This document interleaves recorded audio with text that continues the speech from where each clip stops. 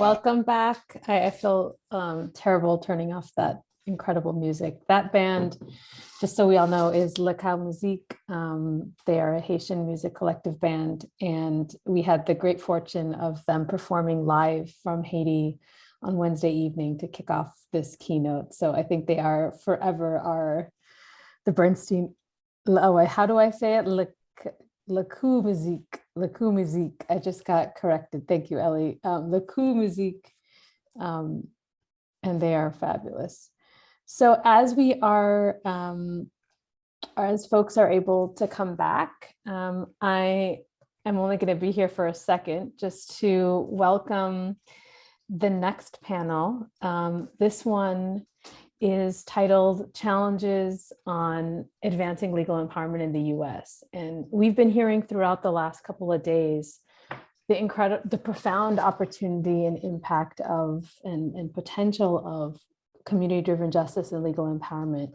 And we've also talked about some of the structures, both systematic as well as normative, that limit the full expansion of a more liberatory justice system. And so we're going to dig in a little bit here today. And to accompany us through this conversation is the wonderful Emese Ilyes. Sorry, Emese, I should say your last name correctly. Please state it again when you join.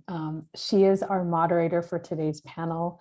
Emese is a critical social psychologist, and she's a researcher with the Institute here. And as a critical social psychologist, her scholarship excavates the history of constructs that group people into categories.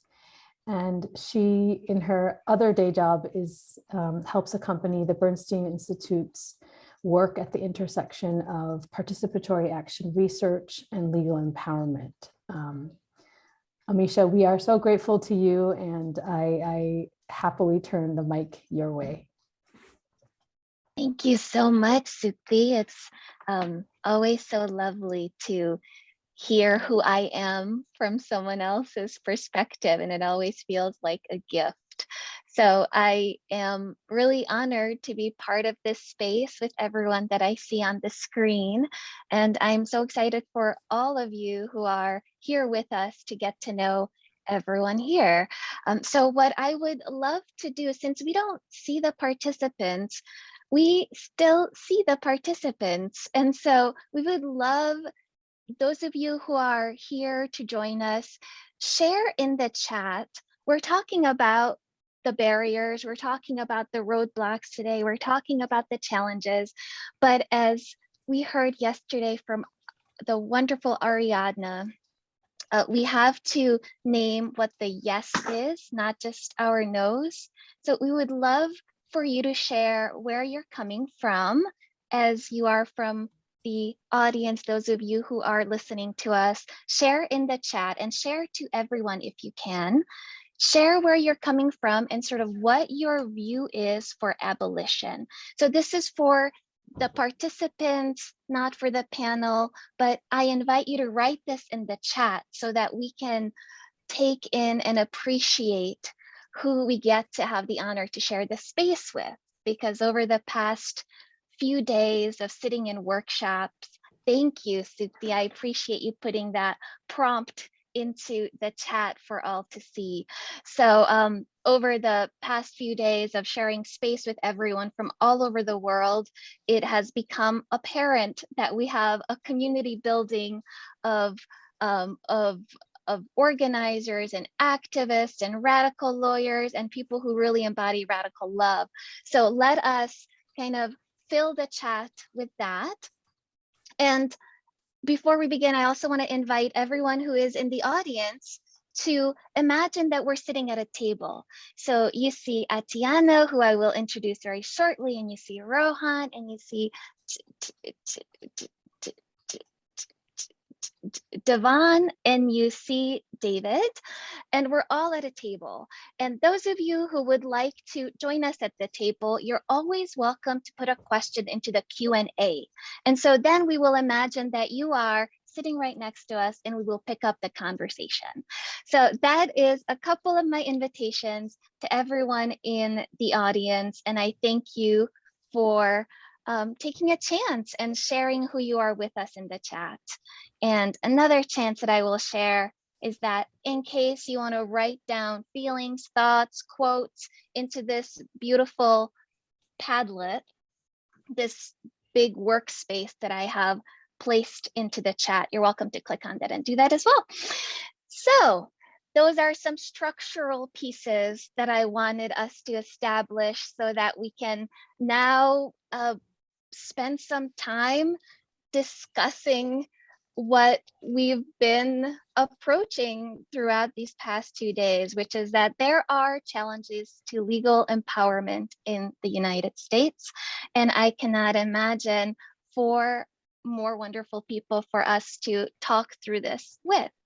And so without further ado, what I'm going to do is give just a very brief polling in the first person, and then I will give them a chance to really introduce who they are, and then also tell us, help build the space from where we can have a really good conversation. So first of all, I'm going to go ahead and invite Atieno Odhiambo from the Legal Empowerment Fund to come on in and come bring your story to us.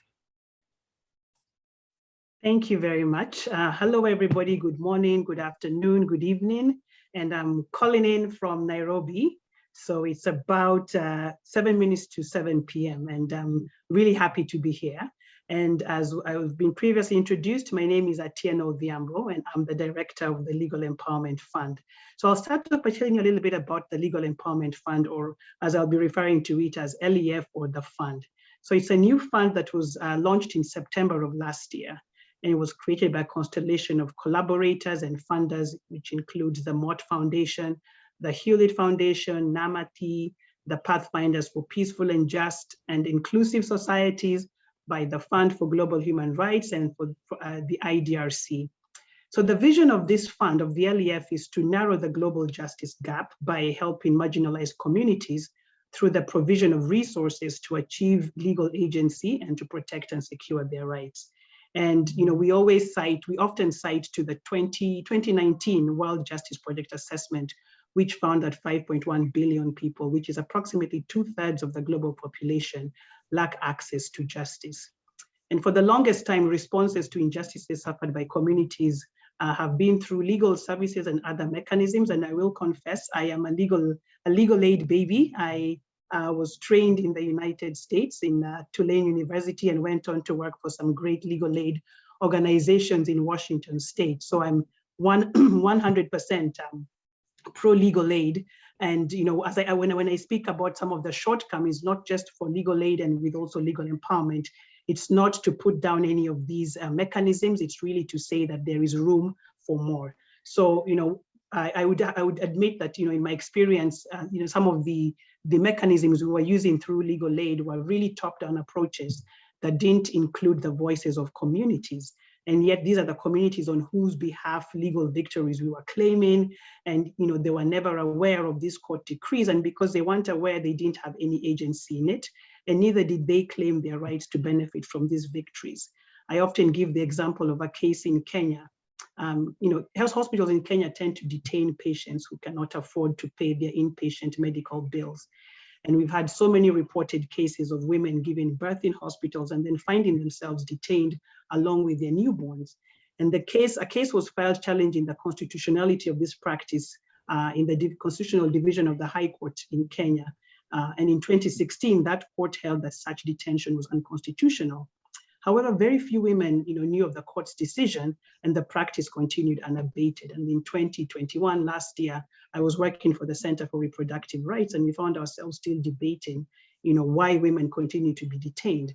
And this example illustrates the lack of community engagement and therefore the lack of legal agency, the lack of legal empowerment and agency.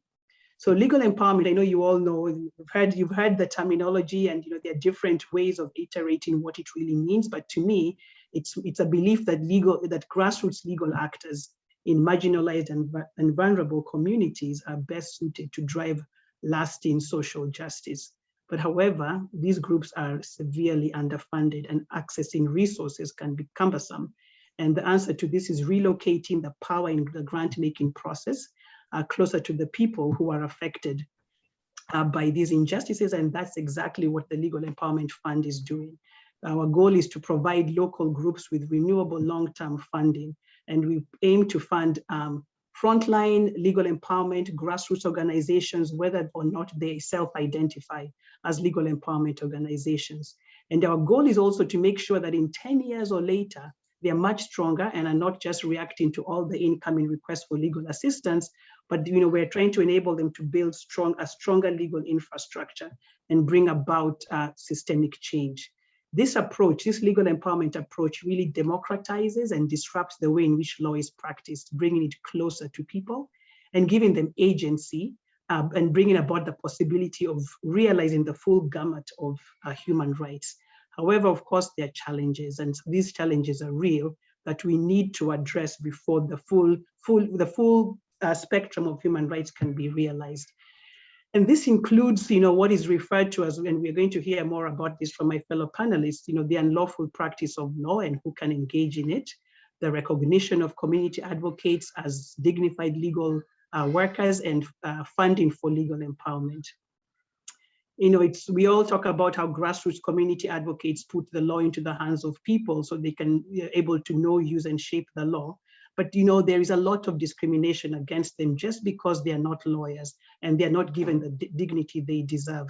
As I mentioned before, you'll hear from the panelists about reforming regulations related to the unauthorized practice of law, and how legal, how it's important for the legal fraternity, the legal profession, to recognize community advocates as essential members of this legal ecosystem. There is also, and I'm really here to talk about the real need for funding for legal empowerment. And as I mentioned, that the Legal Empowerment Fund, our goal is to make sure that resources get into the hands of legal advocates, grassroots organizations, people who are really working towards bringing about systemic change from the bottom up. The majority of funding towards justice has always been geared towards the traditional rule of law programs, including state justice institutions, like building of more courts, hiring more judges, police and prosecutors, but really very little goes towards the non-traditional practice of law. Even though most people, and I speak especially from my experience in the Global South, most people resolve disputes outside this formal justice system. Before the COVID-19 pandemic, the World Justice Project did a survey on their unmet legal needs, justice needs, and found that 2/3 of the global population does not have access to justice. And this is just, again, it's not big, huge cases, but there are cases, for example, facing wrongful treatment at the hands of a landlord, a lawyer, an employer, for a landlord, an employer, maybe a lender, and they're unable to resolve injustice due to the structural barriers.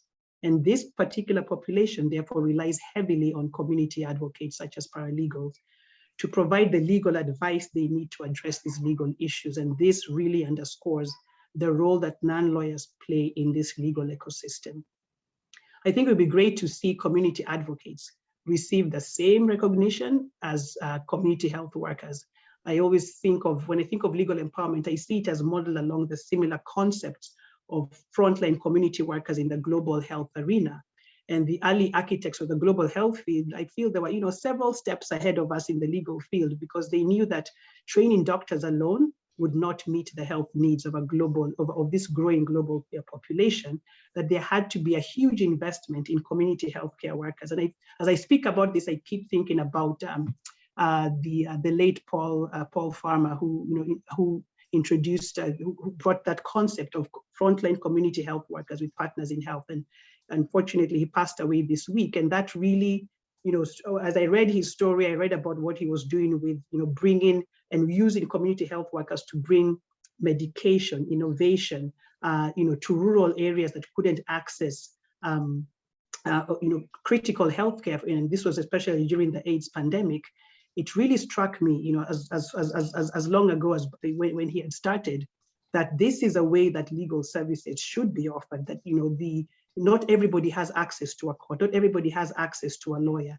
In Kenya, just with the new constitution, our first Chief Justice of the Supreme Court had vowed to build 47, to make sure each of the 47 counties had a court. But as he was building it, as he was putting this into place, he said, you know what, Atieno, I am so cognizant of the fact that 95% of disputes are not resolved in court. So we are building these structures, but it's really obvious that people are not going to come because it's a huge barrier, distance, money, and you need a lawyer to actually access those courts. So I always think about, with regard to community health workers. Similarly, I feel like community advocates and paralegals are frontline justice defenders, and they should be recognized just the way community health workers are recognized, because they go beyond just providing legal advice. They work in partnership with policy advocates, with the media, and they also help to draw attention to patterns of systemic injustice. For most people, again, accessing justice is not just about going to court. It's about being able to get advice and to find a practical solution to a pressing legal problem, something as simple as registering a birth, getting an ID, resolving a land dispute. And ultimately, by being able to resolve these issues before they turn into crisis, legal empowerment, plays this vital role in stemming these issues before they mushroom into a crisis. So, an example I'll give is, about the need for legal empowerment and the need to fund legal empowerment is, the Legal Empowerment Fund put up an open call for proposals for general support funding. It was aimed at grassroots organizations, and we put out, this is our first call, we put it out on January 18th of this year. By the time we closed the application portal on February 18th, we had 4,132 applications from around the world. And the number of grants we are giving out is only 70. So this is just a really small window into the need for funding for legal empowerment strategies. I'll conclude by saying this. If the vision for equal access to justice for all set out in the SDGs is to become a reality, there needs to be a recognition of the role that non-lawyers play in the legal ecosystem. And we need to fundamentally rethink how the legal aid model, where lawyers are the primary instrumentality of intervention and funding needs, that has to change. And we also need to be able to find funding and put funding into legal empowerment approaches. Thank you very much. Thank you so much, Atieno. I think that's a really important place to start. And I look forward to seeing how the conversation will build. And now I would love to invite the wonderful Devon Simmons to please come on in. Devon is the co-founder and project director of Paralegal Pathways Initiative at Columbia Law. And so I look forward to hearing what you have to share. I know we all do. Thank you for the introduction. Good morning, everyone. I'm live here from Columbia Law School in New York City. I want to butcher your name. I'm going to say it's Atieno. That's a tough one to follow up, but I'll do my best. So the legal empowerment language is actually rather new to me. I didn't really know that the language was used in this way until interacting with Suki a few years ago. And it actually made a lot of sense, because I try to refrain from using the term empower, because when you do so, it implies that people are without power. However, in this context, it definitely makes sense. And it actually has context to the reasons why I came up with the concept for the Paralegal Pathways Initiative. So unfortunately, I served 15 and a half years here in New York State prisons. And when I came home while on parole, having to visit my parole officer, I would constantly see people who I was in prison with who spent years and years and years in the law library, and they was idle looking for work. And I said, wow, this is really a tragedy that people with all this legal research knowledge are now home and can't get employment with the skill set that they actually have. I mean, we have former jailhouse lawyers who literally done more legal research than practicing attorneys. However, the ways in which the system functions here in the US makes that work go, like, it basically goes in vain. So just to give you some context, the Paralegal Pathways Initiative is designed to hone on the skills in which people develop inside of jails and prisons in pursuit of them getting gainful employment. So we're actually in our 3rd year, and now this is our official launch. And it's a 12-week training course. And after completing the training course, our participants will either have job placement or a fellowship in pursuit of them entering the legal field. And I just want to put a framing of the term paralegal, because during our 1st year, we just did research, basically laying out what is possible for our participants and who would actually benefit from this work. And we come to learn that the term paralegal is so fluid here, at least in the United States, that it compasses so many different roles in the law firm or legal organization. So with that, we use the term paralegal as an umbrella term because our participants don't desire to be career paralegals, but ultimately this is the traditional first step into entering the legal field. Now, the key component to our training course is that our participants, whom are all formerly incarcerated and are now in the community, are learning alongside current 2L and 3L law students here at Columbia Law School. So it's actually a mutual learning space. The students actually build out the curriculum along with faculty, and then they engage in the training course alongside the participants. And the reason why it's twofold is because this experiential learning for our law students will actually frame the ways in which they enter the legal field. So our students will, have an immediate impact, because in a year or two, they'll actually be practicing law, whether it's in New York, Chicago, Wisconsin, and they'll be able to go into these spaces and speak to the need of legal empowerment for those who are marginalized. So this is why this space is so monumental for those who have been impacted by the criminal justice system here in the US, because this can ultimately shape and mold the minds of future practitioners in pursuit of us changing the narrative of what it means to be formerly incarcerated or be in a marginalized space. Here in New York State specifically, because that's all I can really speak to, if you're not licensed to practice law, there's only but so much legal advice that you can give, which is a huge issue because, as I want to say, I'm butchering the sister's name, but it's so many people in our communities that need legal advice who don't have the resources to even get to a law firm, right? But yet we have so many people in our community that have legal knowledge that is all going in vain. So the goal of the Paralegal Pathways Initiative is for it to not only create economic opportunities for people whom are formerly incarcerated, but it also has a economic justice lens to it as well, because when people are coming home from jail and prisons, more likely than not, they're going to go back to the communities in which they reside before they left. Now, if them being able to work at a law firm can earn them an extra $10,000 a year, that's money that's going back into that community. So there's an economic justice lens to it as well. And hopefully we'll be able to get other law schools to see the ways in which this could be replicated so that they could interact with the communities that they're designed to serve. So with that, I'll stop there and I will pass it back to Emese. And thank you for having me.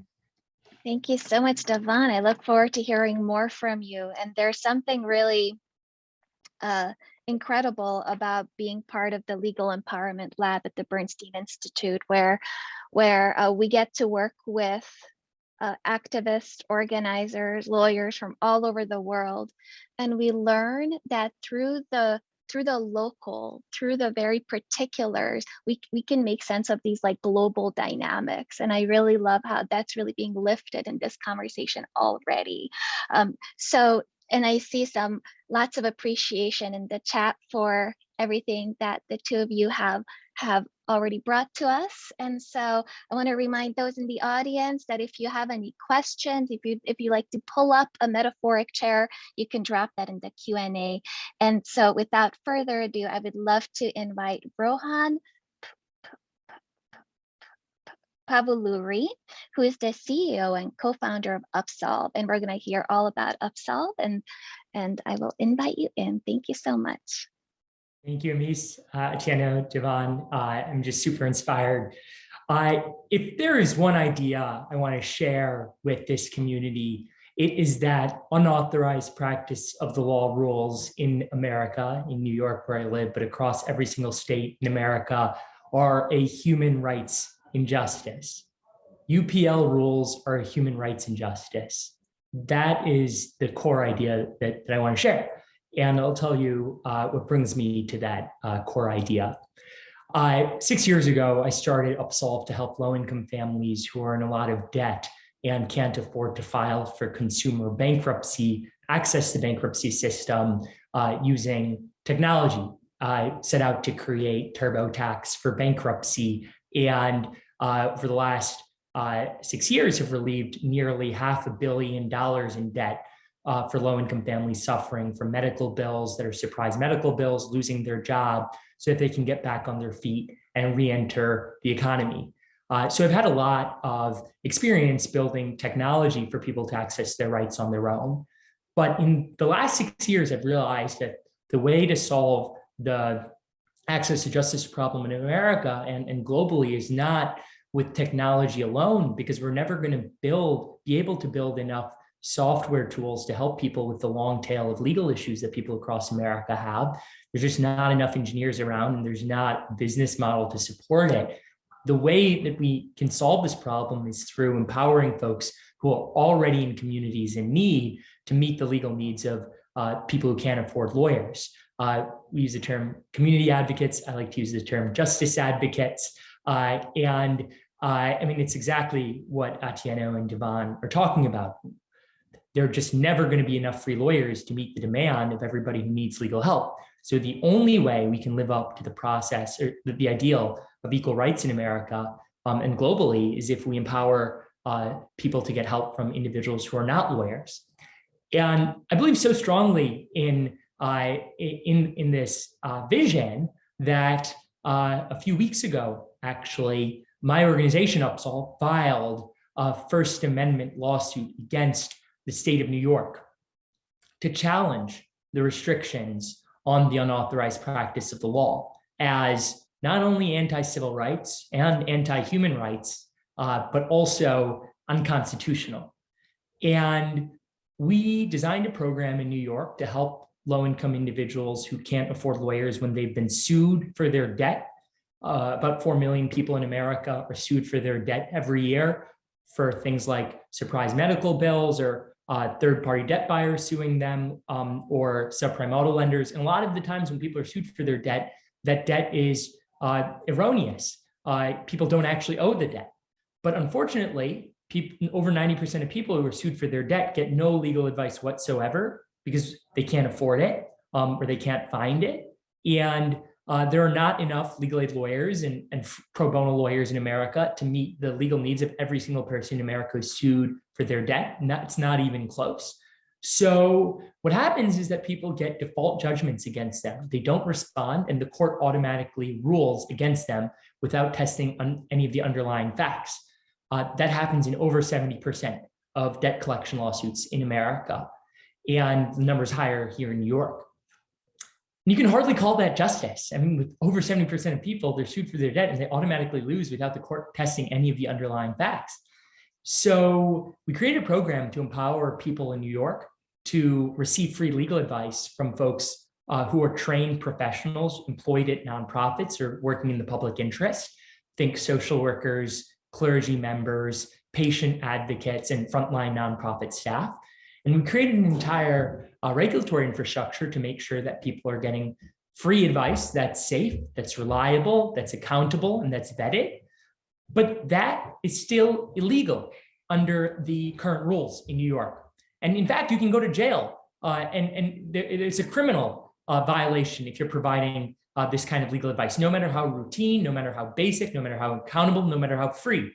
So Upsolve, my organization, along with a pastor in the South Bronx, Reverend John Udell, we filed a lawsuit, a legal challenge to these rules in New York, these UPL rules in New York, to challenge the constitutionality. And in particular, the two key legal claims are, number one, freedom of speech. Number two, freedom of association. We have associational rights and speech rights that are being violated by these rules. And we will see how the case goes, but we are hopeful because we are aiming to vindicate a constitutional right and a violation of our constitutional rights here in the United States. But this conversation and sort of this community energizes me because it's not just about the American Constitution. It's not even just about American civil rights. It's about human rights. When we think about how the United Nations or humans globally should have rights to be able to access the law, to know the law, to shape the law, these restrictions in New York and in every single state in America are a gross civil rights, but a gross human rights injustice. And if there's one frame of thinking, one narrative shift that needs to take place that can actually, I think, change these rules from being part of a niche regulatory discussion on how we regulate an industry, but to actually to change and to get people to take them seriously, we need to start talking about these restrictions and unauthorized practice of the law rules as a human rights injustice. That, I think, can get people angry in the way they should be, energized to solve the problem in the way they should be. And how can we have lawmakers and lawyers be defending one of the biggest human rights injustices in America and globally today in these rules if we start talking about this problem in the right way? So that's the thought that I want to leave with everyone, and why I was just so excited to be a part of this discussion. Thanks. Thank you so much, Rohan. I have felt exactly what you have just added, which is just this: there is a momentum that is in the legal empowerment community. It isn't that there is a recognition of the barriers to abolition, the barriers to human rights, to everyone having access to experience that is just. And there is so much momentum, that there is people power, and that really comes through in your voice. And so thank you for that introduction. And so now we have David Udell, who will be joining us. David Udell hails from National Access to Justice Center. And so we will hear more about that work, and as well as a way to help us foreground legal empowerment in the US and all the challenges that it faces. So thank you so much. I have to say that I just can't believe I'm following these three extraordinary speakers. I don't know what there is left to say or how I could possibly say it as effectively as Atieno, Devon, and Rohan. But I'll make a run at sort of putting my understanding in front of people and see if that's helpful to people. You know, we all, me included, everybody's life touches the law, and everybody faces life challenges. And people have difficulties in housing and families, in education and jobs, in food and health. And it's all connected to the law in our world. You know, if you lose a job and can't pay the rent, you face eviction or foreclosure. You know, if you have problems raising your kids, you can run into challenges with the authorities who want to investigate. There are just so many life challenges. We live in what's sometimes called a law-thick world. The law is all around us. And in addition to that, there are bad actors out there. And we all know about this. You know, people who have power take actions against those who are more vulnerable. There are debt collectors, there are slum landlords, there are abusive employers and violent life partners. Companies sometimes pollute the environment right where we live. Everybody's vulnerable. And even if you're less vulnerable, you share the concern. In a society, we all have to be concerned about one another. And it's hard to know what to do about all these kinds of problems. I mean, people try to do the best that they can do every day. But there are a lot of barriers, and Atieno spoke about this some too, that many people don't go to a court, they don't trust a court, or you know, are afraid of a court or find it intimidating. And sometimes there are adversaries who can outmaneuver you in a court. And the courts have taken steps in recent years, and I've been a part of pushing them to make the justice system more accessible. But still, for thousands and thousands of people, the courts are not yet an adequate remedy. And so what are the solutions? I mean, from where I come from, as a former civil legal aid lawyer, I believe so, and I think Atieno also had this background. I think civil legal aid lawyers are really important, and I think that we should have more of them. But I don't think they're going to be able to be the answer for everyone. There aren't enough.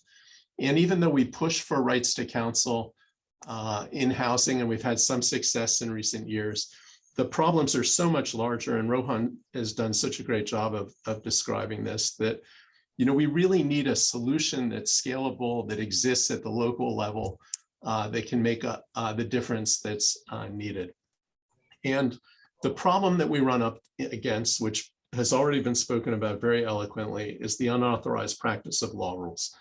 They just get in the way, so that even for the most basic kinds of questions, it's very hard for social workers or tenant activists or low-wage labor activists or even librarians or caseworkers to answer the kinds of questions that come up on a daily basis. And oftentimes it's not, will you represent me at a trial? That's not necessarily, or not even usually, the kind of question that confronts the frontline librarian or social worker. It's more like, what can I say to my landlord to get my security deposit back? Or, should I show up in court? Or how do I fill out this form?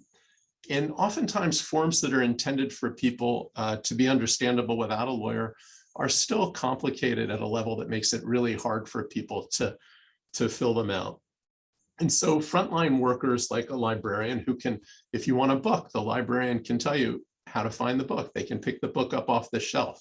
But if you need a court forum, the librarian feels compromised. Some of them will do it, some of them won't do it. They won't point you necessarily to the form that can make a difference for you. And not only that, it's not like their enemy is the person on the other side of the case. Their enemy is in their own institution. The lawyer within the library doesn't want the staff answering legal questions. And so it's very hard to train people. It's very hard to hire people to provide this kind of legal advocacy. And Atieno also spoke about this. We want to envision a world where there are lots of community-based advocates, but we have these institutional obstacles which trace their root back to the UPL laws.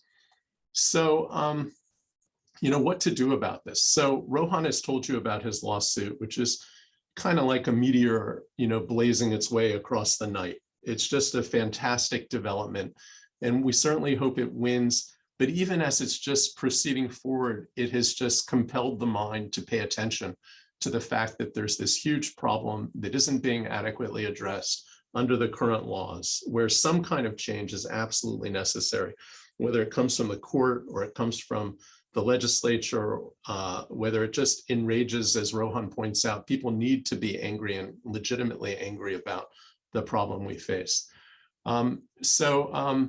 The other thing that's going on is people are trying new things out in certain parts of the country. So in Utah and Arizona, I guess of all places, I mean, I'm in New York, these seem like foreign countries to me in a way. But in those two states, they have what they call sandboxes. So everybody knows what it's like to play in a sandbox.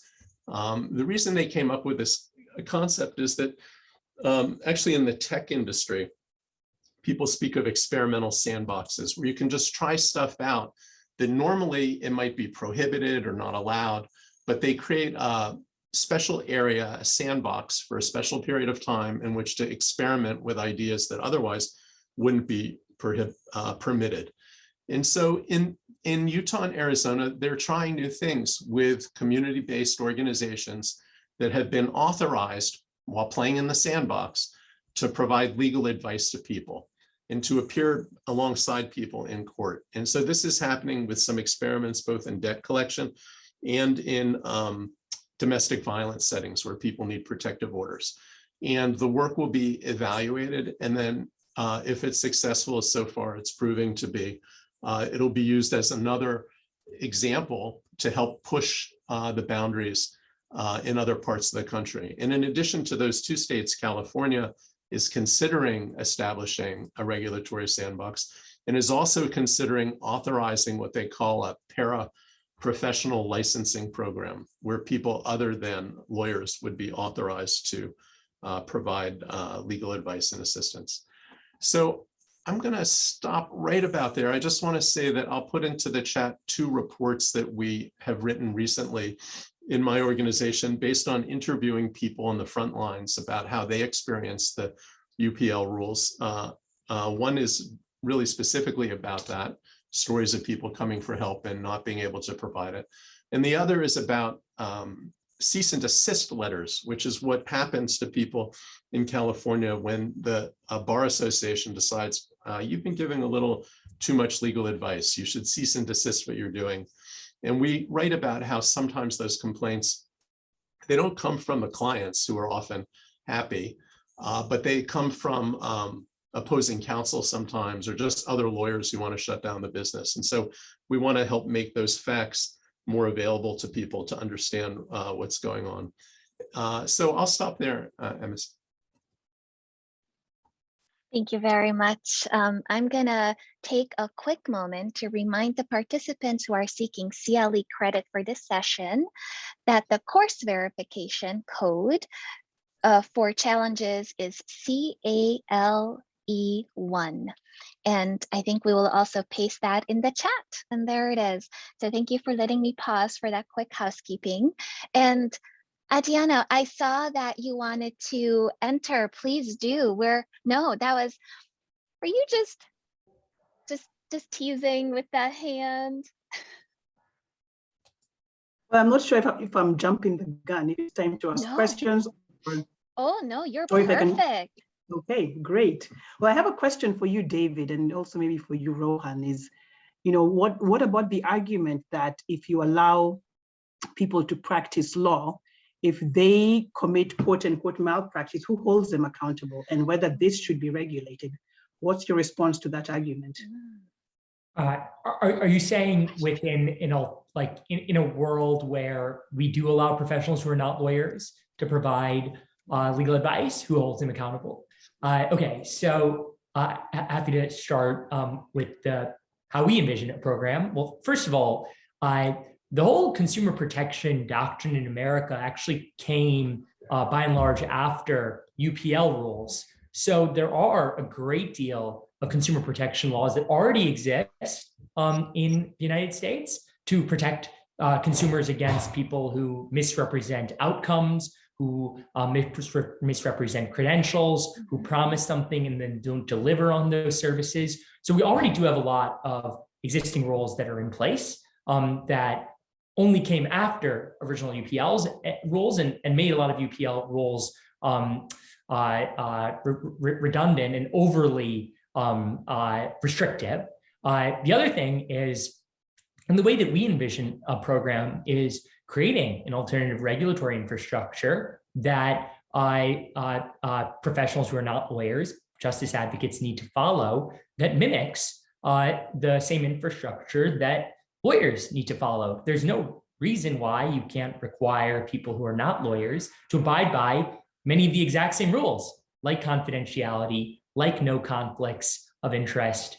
And I mean, in our program, sticking to the script, providing the advice for free, and actually going above and beyond the current infrastructure that exists for lawyers, where justice advocates need to log interactions, and the overseer supervising program, we call it the American Justice Movement, that sort of stands up this infrastructure, can check in with people who receive the advice to make sure that the advice is good. So I think that goes above and beyond even the consumer protective measures that exist within the legal system today, which are like, on one hand, a lawyer in New York who has absolutely no training in debt collection defense, has done corporate M&A their entire life, can wake up one day and start giving out any legal advice to somebody in which they've received no training.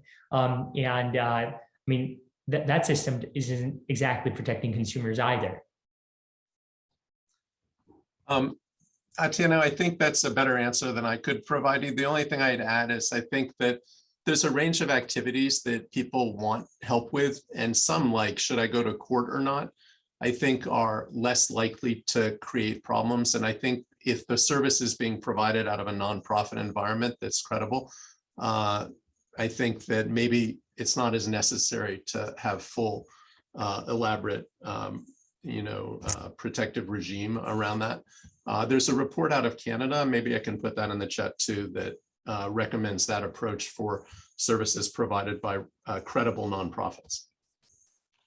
Can I just add to something to the conversation really quick?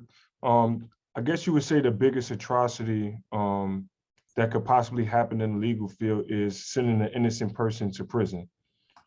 I have yet in my lifetime actually recall seeing a district attorney actually going to prison for prosecutorial misconduct. So if the state is not holding the head attorney of the state accountable, then what does it even matter?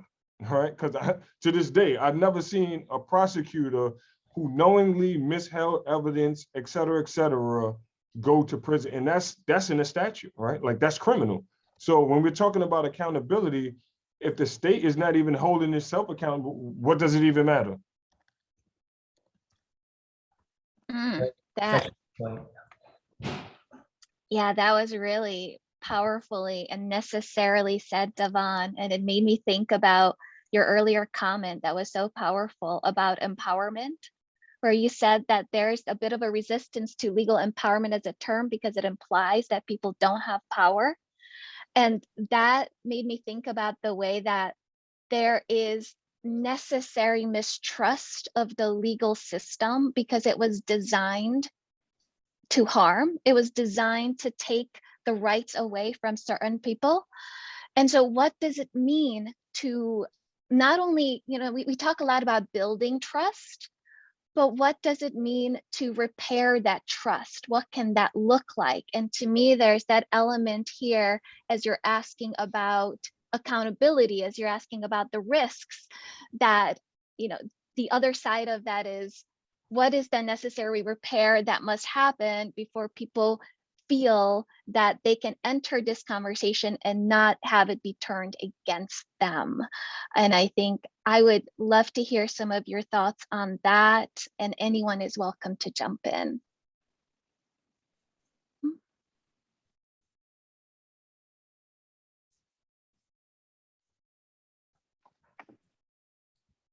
Is it possible to rephrase the question a little bit? I don't exactly understand. Yeah, I wanted to lift what was sort of said earlier about empowerment and kind of have us kind of dig into that and expand on that a little bit. So what does it mean to invite people into the legal process, to engage with the legal system when the legal system itself has not proven itself trustworthy? And I know, Rohan, you have sort of talked about, we're creating alternative systems, and I suspect that's going to be a part of your thoughts, but I think there's probably more that I would love to hear from anyone interested. Yeah, I mean, look, like in America, we sort of, for the last 100 years, have just assumed that the system we live in is a system that the way it needs to be. Like, there's lawyers, there's state bar associations, there's the American Bar Association, and we just accept these as immutable facts and immutable components of the American democracy, when it really doesn't need to be that way. There's no reason that state bar associations shouldn't have competitors, or that the American Bar Association shouldn't have a competitor, and that the legal profession shouldn't have competitors, that they should have they are a monopoly, and that they shouldn't have people like in America. Like, we have the system. One great thing about America is when consumer needs aren't being met, you can create alternatives and that meet those consumer needs. But when you have a state-sponsored monopoly, that is a gross injustice that sort of has enabled this widespread human rights injustice in America. So I think the first thing is just like helping people realize that they can wake up. It's kind of like the David Foster Wallace, the two fish swimming next to each other don't realize they're in water. Like, people can wake up and realize that the the system doesn't need to be this way, and that we can create alternatives and competitors. And actually, that's a deeply American thing that needs to be done.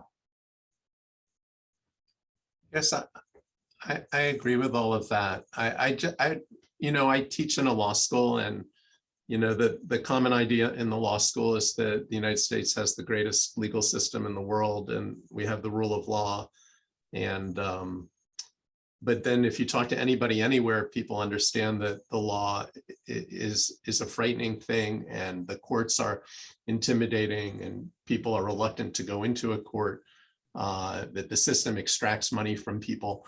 And so, but I believe we should hold on to the idea that the legal system and court system can be made better. I heard some activists in California last week talk about how if you avoid a court appearance, the situation usually, not always, but usually gets worse. And so figuring out how to help people find their way to show up and try to protect their rights is, I think, very important, notwithstanding, the sort of problems in our system. So I'll just say that in my opinion, the legal structure here in the United States is so outdated. It's literally designed to uphold power.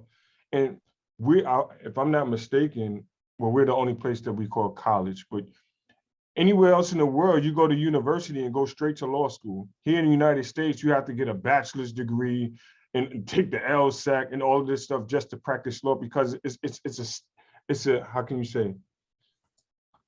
It's elitism at its finest, and it comes with some status, right?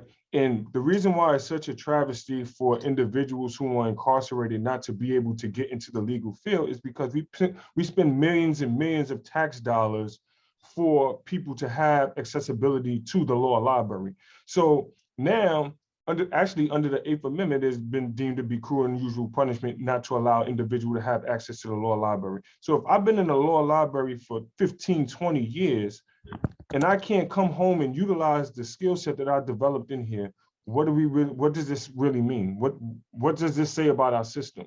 You can't tell me that you have tons and tons of paperwork backfiled that could literally be done by a paralegal or someone who has legal knowledge, but you don't want to give them access to the status of being a part of the legal field because they had a criminal offense 25 years ago. So I think, David, you were speaking to is these institutions that actually align with all of this, which makes it so difficult for us to actually create the change in which we want to see. I agree. I mean, it's a very powerful statement. I think early American history, it was not about lawyers and isolating legal authority. There was a movement at the time to stop the lawyers and leave the law in the hands of non-lawyers. But, all these protections of the profession grew up, especially in the 1900s and the books themselves were isolated. So access to literally to the words of the law itself were hard to get, and not that many people had an education. That's a long time ago. And now we have computers where you can look up a case anywhere. And so to some degree, it's gotten better. But I think, Devon, the answer to what you're saying is just to keep fighting at it and making it more accessible and reducing the barriers and, removing a lot of the nonsense.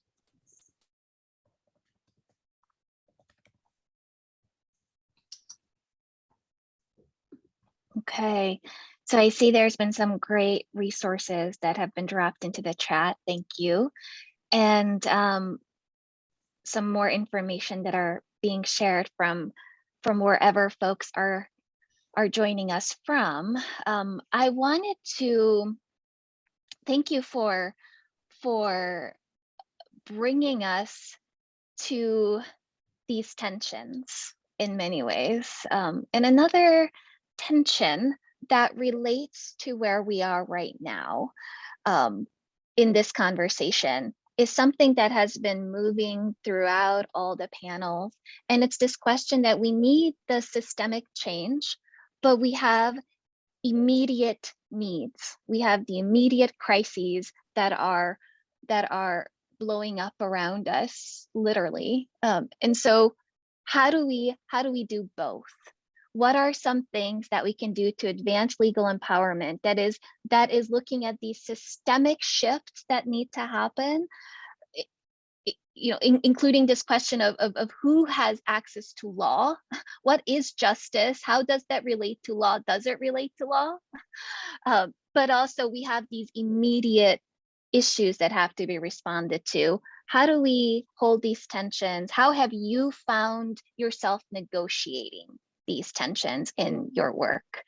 And maybe it looks like, Rohan, you look like you are ready to jump in. So I'm going to pull you in, and then I'm going to pull on maybe Atieno right after, if that sounds good, because I felt like I sensed that anticipation in both your faces. Well, yeah, I mean, on a personal note, at Upsolve, in the near term, we help, we're the largest way people in America access the bankruptcy system for free. We're helping people every single day in order of magnitude larger than traditional approaches to the problem. So, and 2 million people per year visit upsolve.org to consume free education and sort of be empowered to access their rights, especially when it comes to financial distress. And in the long term, of course, projects like the litigation, the public awareness, the advocacy campaigns that we only sort of have the credibility to do because we've understood the problem to some degree from our day-to-day activities. So that's how we're trying to do our part in the near term, but sort of try and get an order of magnitude larger impact, or even beyond that in the long term, through trying to take swings at systemic change. Of course, if anybody else is interested in their own state of challenging restrictions on UPL using the court system, I'd be excited to be supportive in any way and share what we've learned, because I'm sure there are activities across America where people want to provide legal advice, and someone on this call might have some idea or want to provide legal advice and not be a lawyer, or know someone who's not a lawyer, but not be able to do it because of the restrictions. So I think that the same way in the civil rights movement, people attacked unconstitutional laws and civil rights injustices one by one. We need to do that here, and we'll be excited to be supportive in any way. Yeah, I don't know if I could add anything else to what Rohan has said. He's answered the question very aptly, but I was just going to say that in my experience as a legal aid lawyer in Eastern Washington State, one of the things that always used to occur is whenever we had just a very heavy caseload, and you'd always have people walking into the office, and you'd ask them, like, how did you end up here? And they always said, well, Judge so-and-so, Judge Bernstein told me to come and look for this particular person, this other particular person. And well, one thing we realized is that the judiciary, the judges were so keen on making sure that that people were represented. And when you fast forward that to now my experience here in Kenya, there is a big recognition by the judiciary, by the judges, that people are not using the court system, and that you need to have alternative mechanisms for dispute resolution. So in Kenya, for example, judges are very keen to, and they're experimenting with having cases resolved by committees, whether it's a village committee or a community group put together, people who are trusted within the communities, resolve those disputes, and then bring those decisions to the court to give full faith and credit. So that really is, again, practicing law. These are not lawyers who are doing this sort of mediation. These are lay people who are trusted in communities. And one of the things is, you've asked the question is, how do you, work within that tension? I always say, look for the unusual suspects, the unusual allies. And one thing I've found has been that judges and the judiciary, and I speak mostly from the context of the global South, where you have backlog of cases. Somebody files an appeal, 6 years later, the case keeps getting adjourned because file is missing, or police prosecutor didn't show up, or lawyer is busy in another court. And so the judiciary is beginning to realize that there was such a huge backlog. And the only way to get, to whittle down that backlog is to have these cases resolved outside of court, and who are you going to rely on? It is, people who are not, it's the non-lawyers, it's the community, activists, it's the community advocates. So I think, a good way to bring it on board, and else, again, I speak just from the context of the Global South, Kenya in particular, which has been done a really good job of recognizing alternative ways of dispute resolution, recognizing non-lawyers, helping resolve cases. The judiciary has been a huge ally. I guess I'll go quickly. So a lot of people ask me all the time, hey, are you in law school, or are you gonna go practice law? And I'll be like, what the hell I want to do that for? And the reason why is because I felt, firstly, I spent enough time in the courtroom, so I'm just like, okay, it's a traumatic experience for me. But the culture of the courtroom setting is very problematic. In fact, I think about my travels. Actually, I'm butchering the name. So I actually went to Kenya en route to South Africa, and the only thing I really got to see was the courthouse, right, in Nairobi. And I just think about my experience there, and if I'm not mistaken, you can correct me if I'm wrong, the judges there are still wearing the wigs from the Europeans, right? And that just irks me, right? Like, why in the hell is y'all wearing them damn wigs, right? Like, I agree. Like, why are we doing this? We need to have a culture shift in the legal field. Why do I have to come on with a suit and a tie like, I didn't know it was a dress code for me to practice, right? So in the West, that's one thing for you to have the collar and all this. But what if I'm from an indigenous tribe in Australia and I don't subscribe to that? Am I wrong? Like, I can't be acknowledged for my legal expertise because of the way I'm dressed? So there's little nuances that we can do in pursuit of changing the culture of the legal. Like, why does a woman have to have their hair a certain way? Like, it's not predicated on law. It now becomes predicated on status and only upholds patriarchy and white supremacy. So that's the ways in which, we have to think about attacking. I feel we have to attack the norm or the tradition of the legal field by creating a cultural change where people could be themselves in the courtroom, as opposed to, having to have the tie and the wig as a means to, seem as I'm authoritative. I could add that federal courts are said to be monumentally large just to intimidate people with the threat of the law being imposed. Yeah, Devon, I was just going to comment on the wigs. The first Chief Justice of the Supreme Court in Kenya, so we got a Supreme Court in 2010 with a new constitution, and he completely abolished the wigs, the gowns. He said it was really part of a colonial hangover. And I mean, again, these wigs, you're in tropical Africa and you've got a long white wig. It's absolutely ridiculous. And, he said, you don't have to refer to judges as my lord or my lady. He said, just call us Your Honor. And second Chief Justice came in and immediately slapped the wig back on, the gowns. And so it's almost like this colonial hangover that we can't get over, or it's a way of lawyers separating themselves. But it's the most ridiculous thing. And I will admit, I haven't I'm not licensed to practice in Kenya. I refuse to be part and parcel of the farce of the wig and the gown. Just cannot do it. I'm also not a lawyer, so.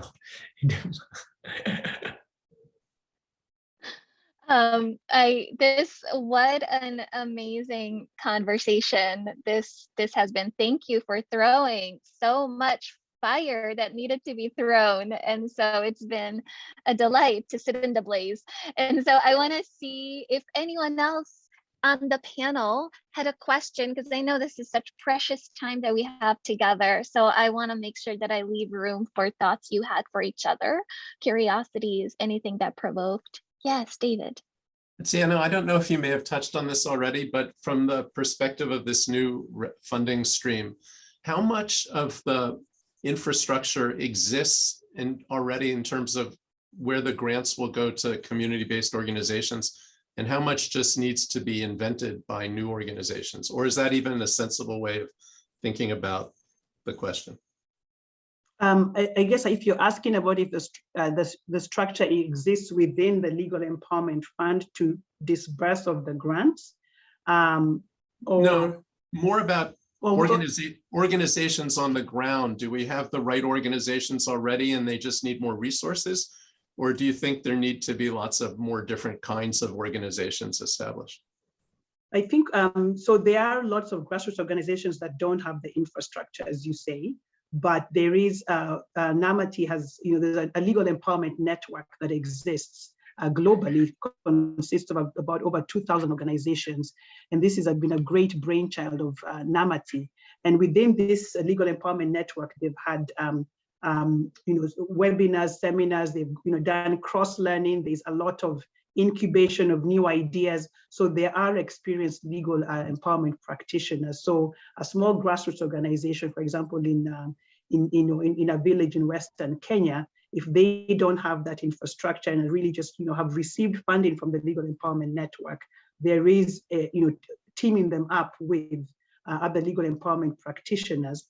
But also, the Legal Empowerment Fund is housed at the Fund for Global Human Rights, which is based out of Washington, DC and the UK. And within the fund, there are programs across the world also, and they do have program officers in different parts of the world who work with grassroots organizations and provide accompaniment. So it is not just a case of giving out the funding. And when we give the funding, it's really, it's not project-based, it's general core funding, because we really do believe that grassroots organizations have the capacity and know how to solve the problem. So in terms of, infrastructure with regard to procurement, do you know how to keep records? Do you know how do you do your M&E? How do you do your reporting?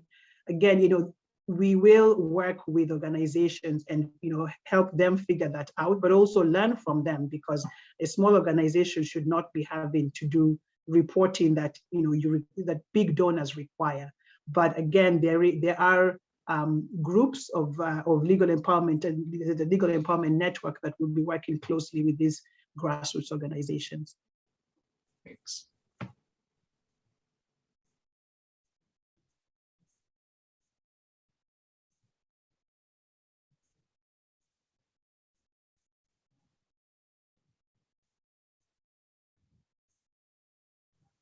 Okay, from my read of the room and your body languages, I will use this opportunity to enter the space. And I want to lift one of the questions that keeps entering in the chat from Malikeya, and I apologize, Malikeya, if I have mispronounced your name. It is one of my special curses. I have a challenging name and I will mispronounce everyone's name, and so allows us to all be compassionate. But Malikeya sort of raises this question of this presumption that trained lawyers are licensed practitioners, and for a myriad of reasons. And it's already been sort of entering this space because jailhouse lawyers receive often decades of training and yet are not able to receive the same recognition, right? As someone who, as one of the earlier chats mentioned, as someone who goes through like the bar process, who pays the fee, who buys the suit, who engages with these codes that, as you had noted, Devon, are white supremacists in many ways. And so I want us to spend maybe a few minutes, whoever would like to share your thoughts to respond to this invitation in the chat, to talk about this presumption that knowing law really belongs to lawyers, or the ability to engage, that trained lawyers are licensed practitioners, and that is not the case. And I know that's been a theme, but if you had any thoughts on that, it would give us a chance to then lead towards the conclusion.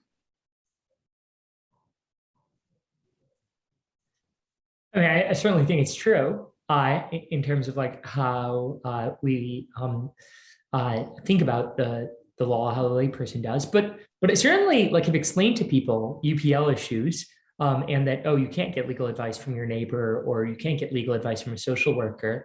And actually, most people who I explained it to didn't know these roles exist, and think it's personally think it's totally reasonable that a social worker who's trained should be able to provide you with legal advice. So I'm actually optimistic on this, where in general, yes, there's like a bias against non-lawyers, and especially within the legal profession. But I just suspect most people in this call are within the legal profession in some way. But if you take a step back, I actually think most people in society think it's totally reasonable, at least in America, for a social worker to be providing basic legal advice on your housing issues, your family issues, your debt collection issues, which is actually really promising, that there's not that much of a leap to be made. And we shouldn't as a community think that like we're trying to do something big and new here.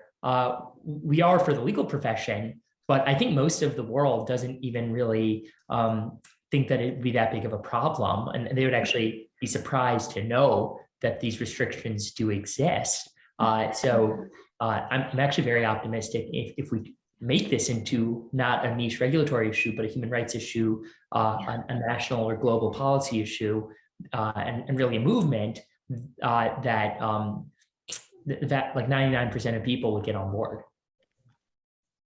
Yes, Rohan, I love how you frame that as a human rights issue, because it is, right? Like for me to be able to get advice from someone that's based in a community-based organization will do me wonders as a community member, so I don't have to go all the way downtown to get a consultation and ultimately spend money to go down there and all of that stuff, right? So I think the average person would rather have the legal field or having access to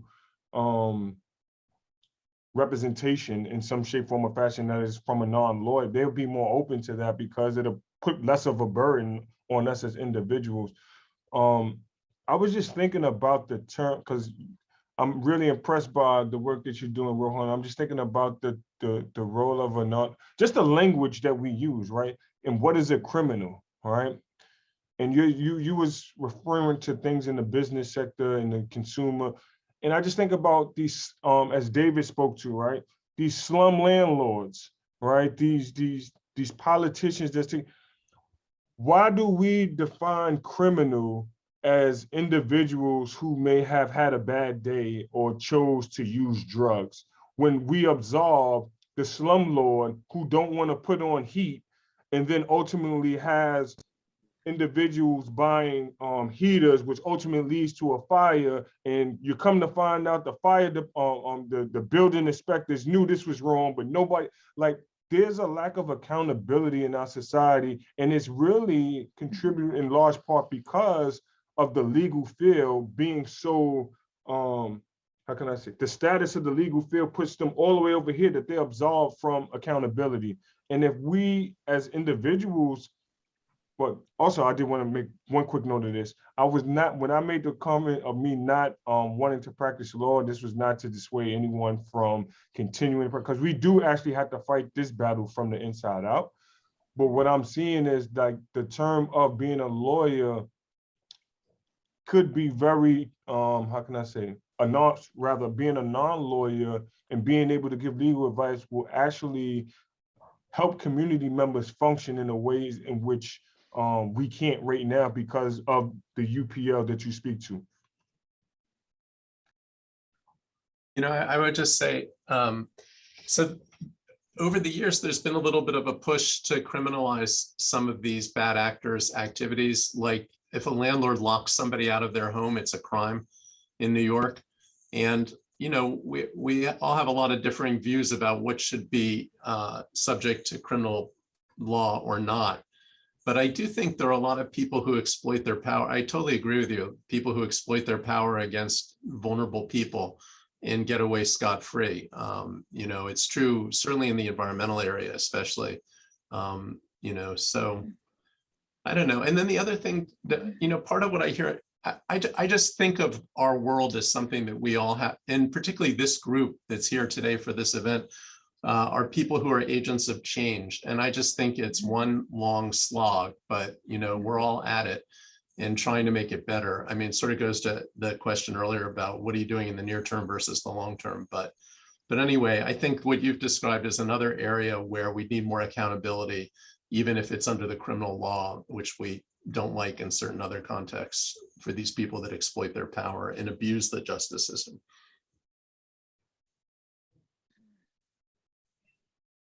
Thank you. Thank you for being able to name these hard truths. And there are more really important issues that are being lifted in the chat. Mimi wrote about this issue being implicated with the bar exam itself. And in their work, they often see students who are outstanding, but who cannot pass because of a variety of reasons. And so the process itself robs the communities from advocates who are needed and who are necessary and who are speaking the truths of the community. So I thought that was really important for us to name as well. Okay, so we have 3 minutes left of this session. So what I'm going to do is, if you would like to add any thoughts for all those who are now going to take a half an hour break before our last time that we gather, I would invite you to share any parting thoughts that would feel good for you to leave here with all of us. So maybe just to make it simple, I will call on Atieno first, and then Rohan, and then David, and then we will end with the incredible Devon. All right, well, mine is simple. The revolution is coming. I think this is revolutionary, the work that's being done, and yeah, it is coming. I'll end the same way I started, which is I really believe in the power of shifting a narrative to shift public policy and to change society. So I really believe this narrative of UPL as a human rights injustice, an active human rights injustice that's being undertaken under our noses here in New York and across the United States is a really powerful idea. So this is an invitation. If anybody is excited about sharing that message, I don't know what form, whether it's like op-ed, et cetera, would be excited to be helpful and to support you in your work. So I would add to that the idea really embodied in this whole presentation that there are common purposes between the global movement for justice and the US domestic movement for justice. There are common problems. The UPL rules are a problem around the world for people that want to use law or no law, use law, and shape law. And it's just great to be together with all of you today. I'll close out by saying, I'm presuming a lot of people on this call are actually attorneys or in pursuit of practicing. And, I just ask that you recognize the agency which comes along with that to create change. Particularly if you're in the law school setting, you actually do have the ability to have influence on the next group of practitioners. So just think about, the ways in which legal education presents itself. You can think about the ways in which you can change the curriculum for your class and have conversations that are in the moment, that are contemporary, as opposed to strictly sticking to the statute. All right, like you need to have these difficult conversations with future practitioners. And if you're in the private sector, it's nice to have real conversations with people about the things that are actually happening in society, unless you're just holding your status and you're part of the problem, to be quite honest.